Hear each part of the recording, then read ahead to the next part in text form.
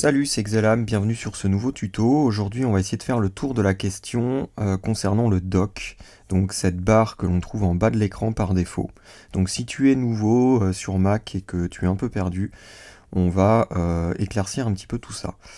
Donc en gros, pour faire simple, le dock, c'est cette barre qui a donc en bas de l'écran et qui est ni plus ni moins qu'une barre de raccourci vers des applications et des dossiers. Par défaut, elle est fournie avec certains raccourcis vers des applications et le dossier téléchargement ainsi que la corbeille. La corbeille, on ne pourra pas l'enlever du dock, elle devra toujours rester ici puisqu'elle n'est que à cet endroit-là dans macOS. En revanche, toutes les applications et tous les dossiers, vous pouvez faire à votre guise et y mettre ce que vous souhaitez. Comment ça fonctionne?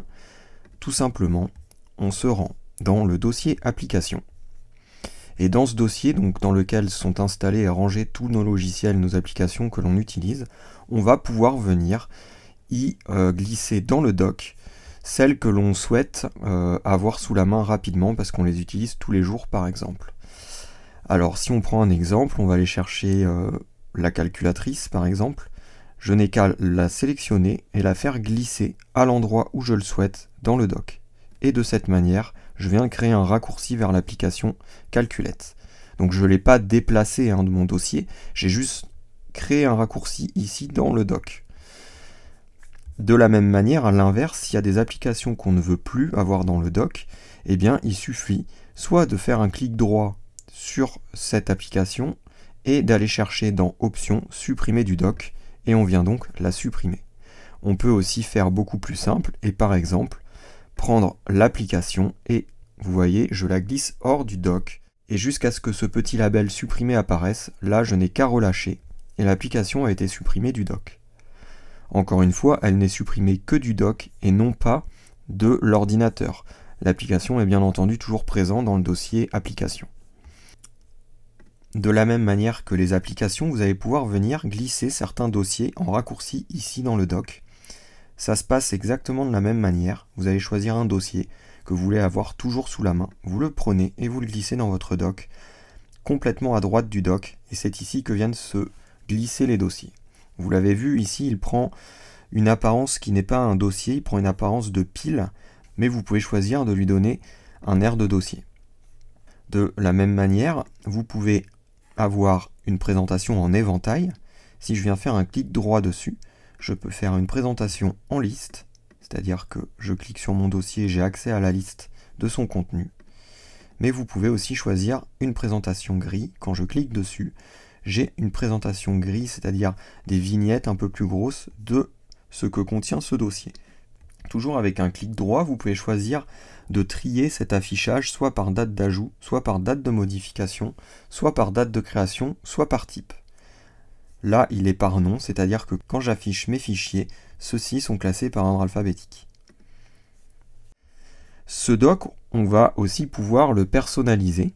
Pour cela, on se rend dans les réglages du système. Et ici, on va avoir dans le menu Bureau et Dock un certain nombre d'options. Déjà, vous pouvez gérer la taille plus ou moins grande de votre dock et choisir de l'agrandir ou non lorsque vous survolez celui-ci avec la souris. Vous allez pouvoir choisir la position sur votre écran, donc soit à gauche, soit à droite, soit le laisser en bas par défaut. Vous avez ensuite tout un tas d'options plutôt visuelles, comme l'effet d'échelle ou l'effet de génie.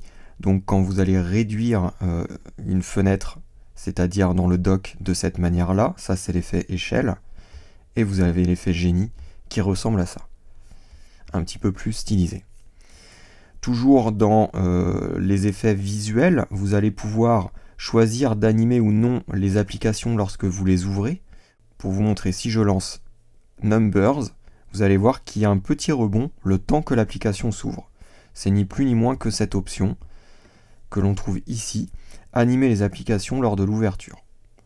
Toujours visuellement, vous pouvez choisir d'indiquer si les applications sont ouvertes avec cette petite pastille noire ici, ce petit point noir dessous, ça veut dire que l'application est ouverte. Message par exemple ne l'est pas, rappel non plus et ainsi de suite.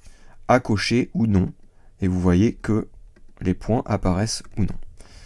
Personnellement, je trouve que c'est assez intuitif et visuel de l'avoir.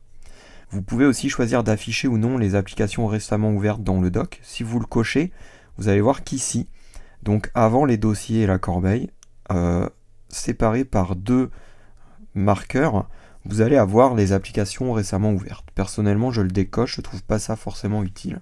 Et enfin, un petit peu plus important et ergonomique, vous allez pouvoir choisir de masquer automatiquement ou non le dock. Personnellement, je vous le conseille. Cela permet, quand vous travaillez sur une fenêtre, de la voir en grand et qu'elle vienne prendre la taille entière de l'écran. Si vous laissez le dock affiché et que vous ne le masquez pas, la fenêtre va être un petit peu plus réduite, justement pour laisser la place sur le dock. Mais vous voyez que du coup, vous perdez un petit peu de place sur votre écran. Donc ça, c'est à vous de choisir. Autre chose importante, je vous conseille de venir cocher la case « Minimiser les fenêtres » dans l'icône de l'application. C'est ni plus ni moins que quand vous réduisez l'application, la fenêtre, elle se réduit dans son icône. Si vous ne le cochez pas, je vais vous montrer ce que ça fait. Elle vient ici se glisser en bout de dock. Ça veut dire que si vous avez par exemple 15 applications ouvertes, dès que vous allez réduire les fenêtres, celles-ci vont s'ajouter les unes après les autres dans le dock. Je trouve pas ça ergonomique ni minimaliste et ça prend beaucoup de place pour rien. Je serais vous, je cocherais cette case pour que votre dock s'en porte mieux.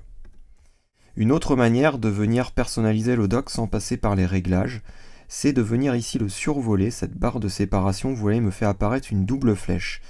Si je laisse cliquer, je peux venir agrandir ou réduire la taille de mon dock. Ça, c'est la première chose. Mais si je viens faire un clic droit dessus, j'ai ici accès à certaines options, à certains réglages, sans forcément aller me rendre dans les réglages du système. Par exemple, activer ou non le masquage, désactiver l'agrandissement, choisir la position qu'il va avoir sur l'écran, et choisir l'effet que mes fenêtres auront quand elles se minimisent. Voilà, donc ça c'est un petit raccourci, ça permet d'éviter d'aller dans les préférences système. Autre chose que je voulais vous montrer, lorsque vous avez une application d'ouverte, ici on vient d'ouvrir Aperçu, vous pouvez venir choisir d'ouvrir n'importe quel fichier qui est ouvrable donc par le logiciel en simplement le glissant dessus. Et vous voyez, je viens d'ouvrir mon image. Pareil avec les vidéos, je viens glisser ici sur VLC et par exemple, ma vidéo s'ouvre. Donc ça c'est une autre manière d'ouvrir les fichiers. Si vous avez votre fenêtre de Finder d'ouverte, vous pouvez très bien aller glisser les fenêtres dans les applications. Autre chose que je n'ai pas dit, c'est que justement, quand vous ouvrez une application que vous n'avez pas dans votre dock en raccourci, celle-ci vient quand même, vous voyez, s'ajouter dans le dock. En gros, le dock sert aussi de repère sur les applications que vous avez d'ouvertes ou non.